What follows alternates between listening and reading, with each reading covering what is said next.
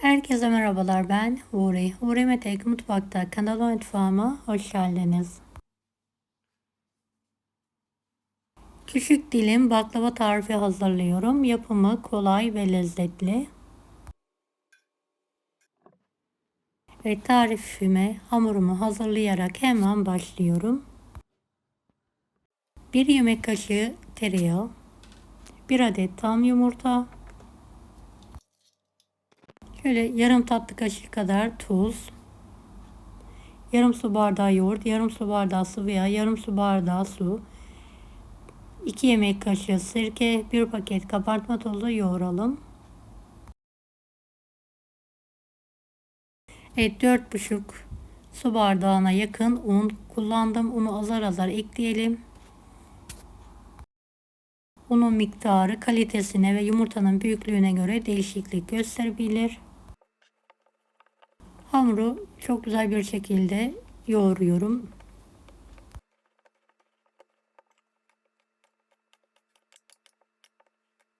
...22 ve 23 eşit bezeye keserek yuvarlayalım.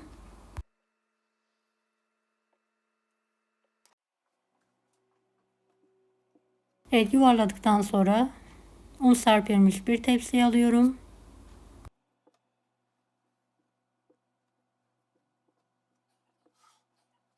Üzerini kapatarak en az 1 saat dinlendiriyorum.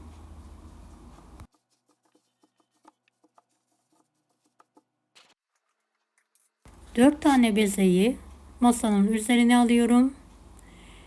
Biraz nişasta serpiyorum.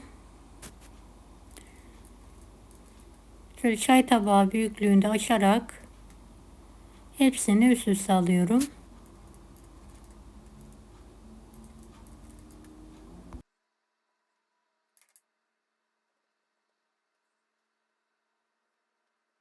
Daha sonra büyütebildiğimiz kadar yufkaları büyütelim.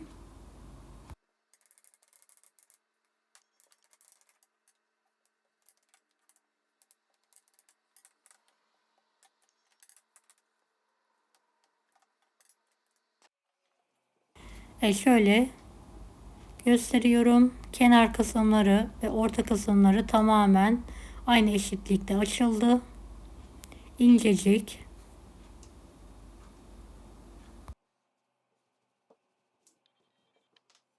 Evet, büyütebildiğim kadar büyüttüm.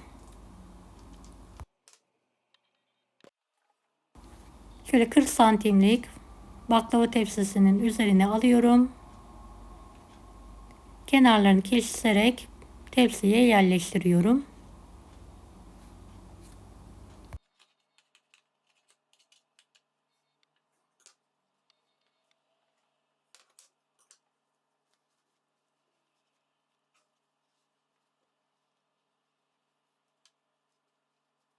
Beni hangi şehirden veya ülkeden izliyorsunuz merak ediyorum.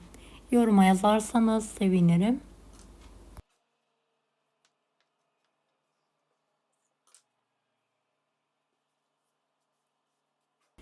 Evet, her bir parçayı tepsinin içine alarak yerleştiriyorum.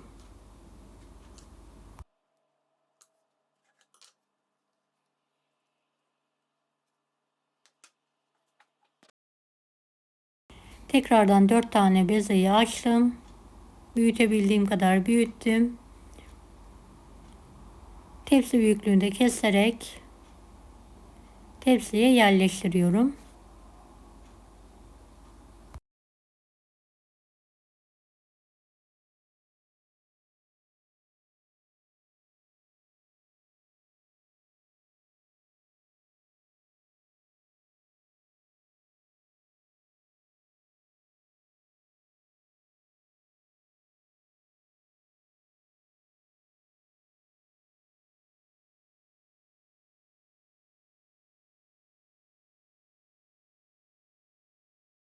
Bezelerin yarısını baklava tepsisinin altına, yarısını da üstüne düşecek şekilde dörderli şekilde açıyorum.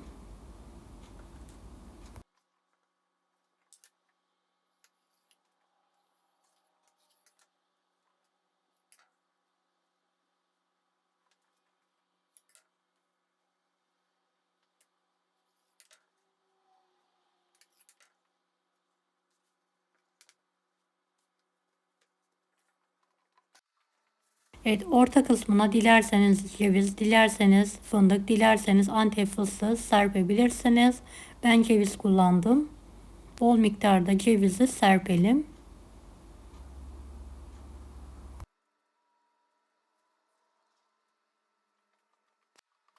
Evet, kalan yufkaları da üzerine açarak dörderli olarak tepsiye yerleştiriyorum.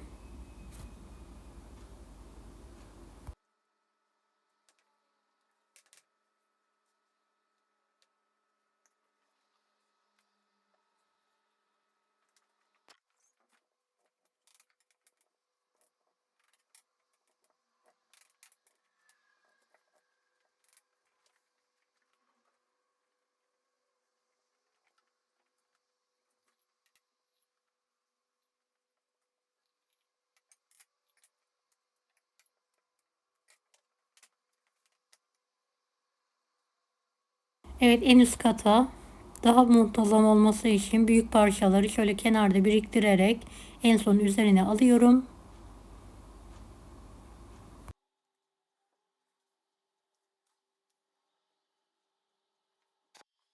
Daha sonra dilediğiniz şekilde baklavayı kesebilirsiniz.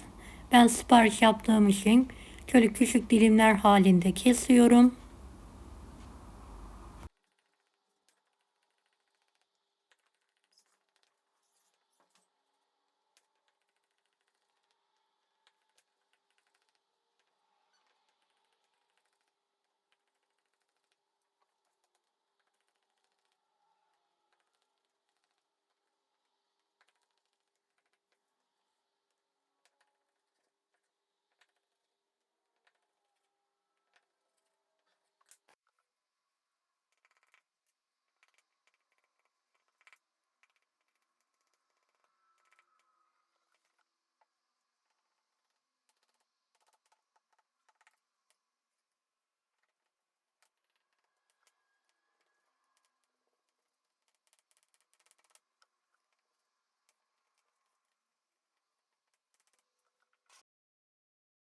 Evet, baklava keserken derinlemesine dibine kadar kesmemiz önemlidir.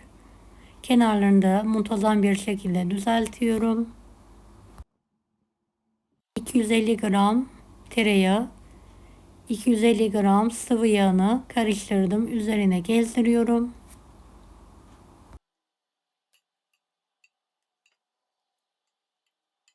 Yağın bir miktarını kenara ayıralım.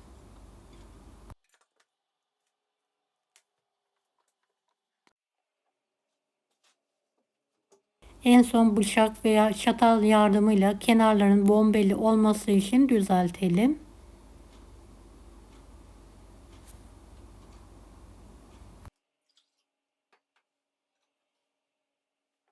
En son kalan yağı da üzerine gezdirelim. 190 dereceli önceden ısınmış fırının alt tarafını aldım. Üzerine bir tepsi kapadım. Şöyle 10 dakika baklavayı kabartıyorum. Daha sonra dereceyi kademeli olarak düşürüyorum. Evet, bir saat sonra üzerindeki tepsiyi aldım. Dereceyi de en son 160 dereceye indirdim. Toplamda 1 saat 30 dakika baklavamı pişirdim.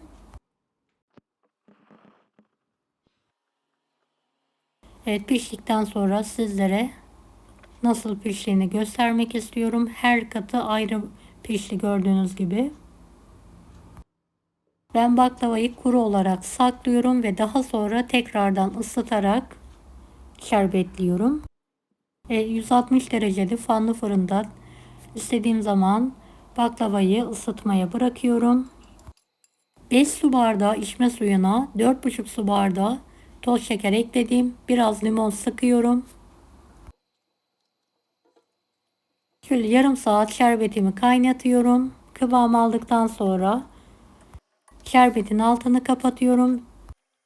Evet, fırında tekrardan ısıttığım baklavayı fırından çıkardım. Şerbetin ve baklavanın ilk sıcaklığı çıkması için biraz bekletiyorum. Daha sonra yarısını gezdiriyorum. Kalan yarısını da Şöyle bir 5-10 dakika sonra gezdirdikten sonra en az 1-2 saat baklavayı dinlendiriyorum. Evet, baklavam yemeğe hazır. Deneyecek olan herkese şimdiden kolaylıklar dilerim.